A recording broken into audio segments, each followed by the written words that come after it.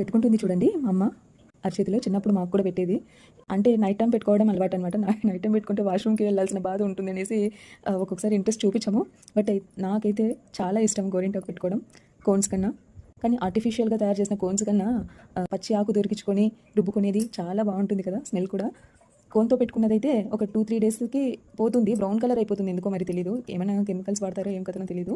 లేయర్స్గా పోతూ ఉంటుంది కోన్ పెట్టుకుంటే. బట్ గోరింటాకు ఇలా పచ్చి ఆకు రుబ్బుకొని పెట్టుకుంటే కనుక నియర్లీ 1 మంత్ దాకా ఉంటుంది.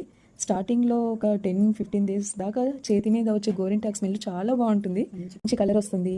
నాకైతే కోన్స్ కన్నా, కోన్స్ అంటే తీసేయను, కోన్స్ డిజైన్కి బాగా ఉంటుందండి. కొంతమందికి కోన్స్ పెట్టుకుంటే సైడ్ ఎఫెక్ట్స్ వస్తూ ఉంటాయి. అదే కనుక పచ్చి గోరింటాకు పెట్టుకుంటే ఎవరికైనా కూడా అస్సలు సైడ్ ఎఫెక్ట్స్ అనేటివి రావు. ఒంట్లో ఉండే వేడిని కూడా తగ్గిస్తుంది గోరింటాకు పెట్టుకుంటే, చలువ చేస్తుంది అనమాట.